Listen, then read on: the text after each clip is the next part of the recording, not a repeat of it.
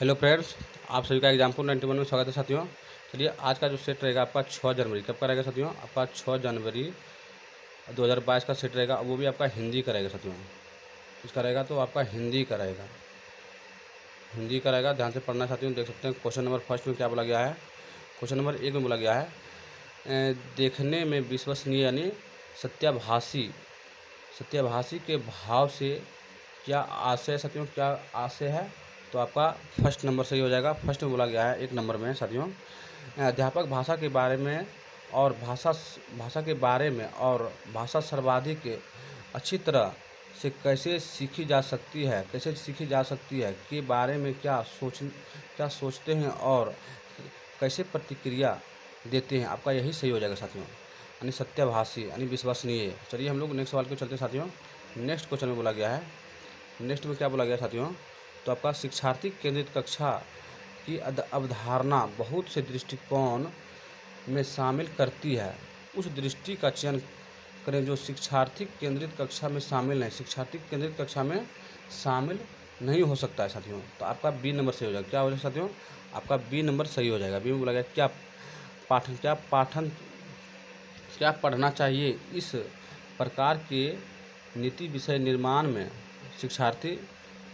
शिक्षार्थियों की संलग्नता। आपका यही गलत हो जाएगा साथियों। क्या है? क्या पढ़ना चाहिए इस प्रकार के नीति विषय के निर्माण में शिक्षार्थियों की संलग्नता। आपका यही गलत हो जाएगा साथियों। चलिए हम लोग नेक्स्ट सवाल को चलते साथियों। नेक्स्ट क्वेश्चन में देखिए क्या बोला गया है। क्या है? अंग्रेजी भाषा के भाषिक प्रभुत्व के साथ साथ और क्या परिलक्षण होता है साथियों? क्या परिलक्षण होता है?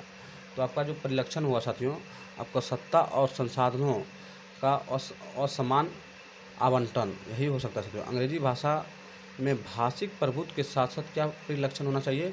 तो सत्ता और संसाधन के असमान आवंटन होना चाहिए साथियों। चलिए हम लोग नेक्स्ट सवाल को चलते साथियों। नेक्स्ट क्वेश्चन में बोला गया है कौन सी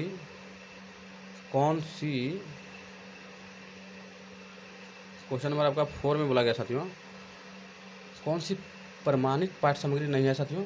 प्रमाणिक पाठ्य सामग्री जो आपका नहीं हो जाएगा, आपका बी नंबर नहीं होगा। बी में बोला गया आपका कक्षा अध्यापक द्वारा लिखी गई कोई एक निबंध। आपका यही नहीं हो सकता साथियों। बाकी बात ये सब हो सकता है। ये देखिए इसमें बोला गया है सप्ताह में होने वाले कार्यक्रम को दूरदर्शन निर्देश, ये हो सकता है। लेकिन आपका कक्षा अध्यापक द्वारा लिखी गई कोई एक निबंध, ये नहीं हो सकता है साथियों। आपका यही आंसर सही भी हो जाएगा। चलिए हम लोग नेक्स्ट सवाल को चलते साथियों। नेक्स्ट सवाल क्वेश्चन 5 में बोला गया, क्या बोला गया क्वेश्चन नंबर 5 में साथियों? तो आप लोग देख सकते हैं निम्नलिखित में से कौन सा कार्य आधारित पाठ का चरण नहीं है साथियों। तो आपका 2 नंबर सही हो जाएगा, क्योंकि अध्यापक ड्रिल का प्रयोग करते हुए व्याकरण का अभ्यास करते हैं। ये ड्रिल तो हम लोग करवाना ही नहीं है साथियों, इसलिए आपका यही गलत हो जाएगा। तो हम लोग आगे चलते साथियों। क्वेश्चन नंबर 6 में क्या बोला गया है देख सकते हैं। तो इसमें भी नहीं देख के ढूंढना है साथियों। बोला गया है क्वेश्चन नंबर 6 में बोला निम्नलिखित में से कौन सा भाषा शिक्षण का अवधारणा नहीं है। भाषा शिक्षण का अवधारणा आपका नहीं होगा साथियों। तो आप लोग थोड़ा ऊपर कीजिए, आपका यही नहीं होगा। घुमावदार नहीं हो सकता है, मगर पृष्ठ पोषण हो सकता है।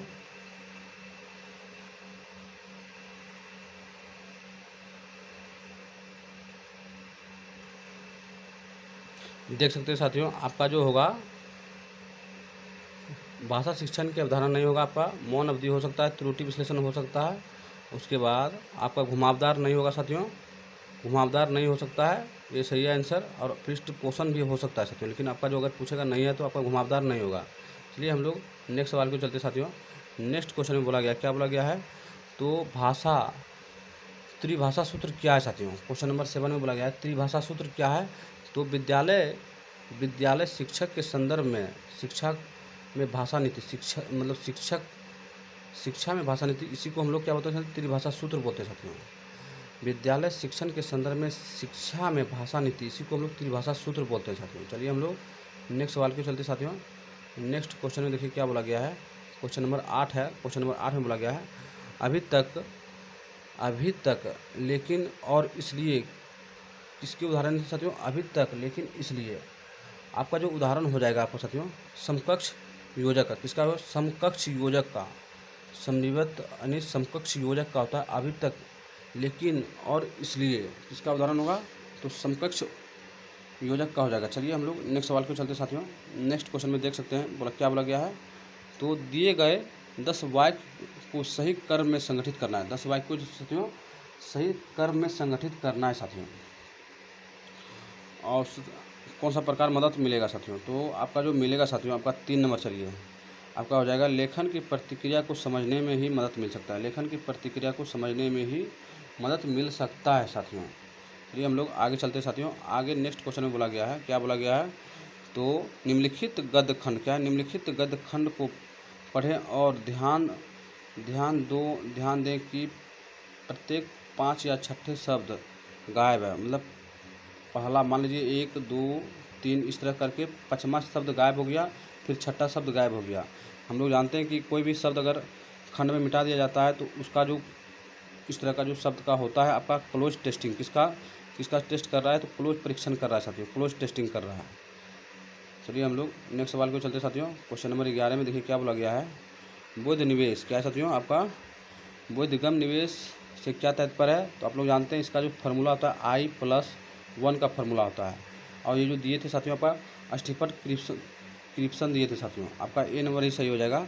शिक्षार्थियों अपनी भाषा में तब सुधार कर लेते हैं जब उन्हें उनके वर्तमान स्तर से थोड़ी से आगे के स्तर की भाषिक निवेश दी जाती है साथियों। सही बात है साथियों, आपका ए नंबर सही हो जाएगा। चलिए हम लोग थोड़ा ऊपर करते हैं, स्क्रॉल करते हैं। क्वेश्चन नंबर 12 में देखिए क्या बोला गया है, तो अपन क्वेश्चन 12 में निम्नलिखित में से कौन सा चरण वाचन में प्रवाह विकसित करने के लिए गतिविधि, वाचन में प्रवाह विकसित करने के लिए गतिविधि हो सकता है साथियों, तो आपका जो हो सकता है आपका 2 नंबर से हो जाएगा। थोड़ा ऊपर कर लेते हैं, देखिए 2 में बोला गया साथियों, अध्यापक रोल प्ले प्रदर्शन के दौरान व्याकरण की गलतियाँ ठीक करते हैं साथियों, व्याकरण की गलतियाँ ठीक करते हैं, यही हो सकता है, ये नहीं हो सकता साथियों। रोल प्ले व्याकरण की गलतियाँ ठीक नहीं कर सकता, इसलिए आपका गलत यही हो गया साथियों। बाकी बात ए सी बी गलत, ए सी और डी सही हो जाएगा साथियों। चलिए हम लोग नेक्स्ट सवाल को चलते हैं साथियों। क्वेश्चन नंबर आपका 13 है। 13 में बोला गया है, कौन सी अधिगम सिद्धांत शिक्षार्थी आधारित उपागम को अपना घटक बनाता है, जिसमें यह माना जाता है कि शिक्षार्थी अपने आप में अद्वितीय, अपने आप में क्या साथियों अद्वितीय हो और जिनमें उनकी अद्वितीयता के आधार पर निर्देशात्मक अभ्यास करवाए जाते हैं साथियों। तो आपका जो हो जाएगा इसका आंसर साथियों आपका सी नंबर सही हो जाएगा, क्योंकि इसमें बोला गया है बहुविध बुद्धि सिद्धांत, क्या साथियों बहुविध बुद्धि सिद्धांत हो जाएगा साथियों। चलिए हम लोग नेक्स्ट सवाल को चलते साथियों। नेक्स्ट क्वेश्चन में देखिए क्या बोला गया है, क्वेश्चन नंबर 14 में बोला गया है, एक अध्यापिका व्याकरण की कक्षा में एक पाठ्य सामग्री तथा एक व्याकरण के माध्यम से व्याकरण के कुछ प्रश्न देती है और उनके उदाहरण के माध्यम से शिक्षार्थियों को ध्यान इसके प्रयोग की ओर आकर्षित करती है और अनेक गतिविधियां करवाती है। जब शिक्षार्थी संदर्भ में भाषा का प्रयोग करने योग्य बन जाता है, वह नियम को सीखने के लिए व्याकरणिक नियम से परिचित करवाती है। व्याकरण के इस शिक्षण अधिगम को क्या कहते हैं साथियों, तो हम लोग व्याकरण के इस शिक्षण अधिनियम को कहते हैं कार्यविधिक ज्ञान, क्या कहते हैं साथियों, हम लोग कार्यविधिक ज्ञान कहते हैं। चलिए हम लोग नेक्स्ट सवाल को चलते हैं साथियों। नेक्स्ट क्वेश्चन में, और इस सेट का अंतिम सवाल है, देख सकते हैं बोला गया है, राष्ट्रीय शिक्षा नीति 2020 में भाषा शिक्षण के संबंध में कौन सा नहीं देख के हमको आंसर ढूंढना है साथियों।